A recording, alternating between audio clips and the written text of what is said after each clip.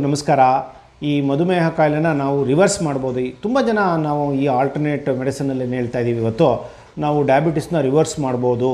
S, ನಾವು ಡಯಾಬಿಟಿಸ್ನ reverse ಮಾಡ್ಬೋದು. ಯಾವಾಗ? ಪ್ರೀ ಡಯಾಬಿಟಿಸ್ ಸ್ಟೇಜ್ ಅಂತ ಹೇಳ್ತೀವಿ. Early stage. ಈಗ ಅರ್ಲಿ ಸ್ಟೇಜ್ ಡಯಾಬಿಟಿಸಲ್ಲಿ ಬರೀ ಹೊಟ್ಟೆಯಲ್ಲಿ ಶುಗರ್ ನಿಮಗೆ 100 ಒಳಗಡೆ ಇದೆ. ಇದು ಪೋಸ್ಟ್ ಬ್ರ್ಯಾಂಡಿಯಲ್ ಅಂತ ತಿಂಡಿ ತಿಂದಾದಮೇಲೆ ಶುಗರ್ಸ್ ಲೆಸ್ ದೆನ್ 200 ಇದೆ. HbA1c ಲೆಸ್ ದೆನ್ 6.5 ಇದೆ. ಆವಾಗ ನಾವು intense exercises, correct diet control, clinical diet control ಅಂತ ಹೇಳ್ತೀವಿ, ಕಂಟ್ರೋಲ್ ಮಾಡಿಕೊಂಡು ಕರೆಕ್ಟಾಗಿ ಎಕ್ಸಸೈಸ್ ಮಾಡಿಕೊಂಡು ನಿಮ್ಮ ತಗ್ರನ್ನ 3 ತಿಂಗಳಿಗೊಂದು 6 ತಿಂಗಳಿಗೊಂದ್ಸಲಿ ಶುಗರ್ ಪರೀಕ್ಷೆ ಮಾಡಿದ್ರೆ pre diabetes definitely reversible.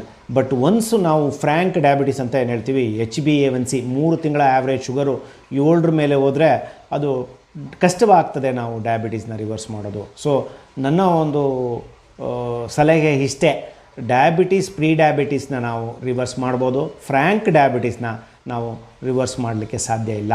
So ನನ್ನ ಎಲ್ಲ ಪೇಷಂಟ್ಸ್ಗೆ ಒಂದೇ ನಾನು ಮಾತು ಹೇಳೋದಕ್ಕೆ ಇಷ್ಟಪಡ್ತೀನಿ, ಪ್ರೀ ಡಯಾಬಿಟೀಸ್ ಈಸ್ ರಿವರ್ಸಿಬಲ್ ಅಂತ ನಾವು ಹೇಳ್ತೀವಿ. ಡಯಾಬಿಟೀಸ್ ಬಂದುಬಿಟ್ಟಾದಮೇಲೆ ನಾವು ರಿವರ್ಸ್ ಮಾಡಲಿಕ್ಕೆ ಭಾಳ ಕಷ್ಟ ಆಗ್ತದೆ.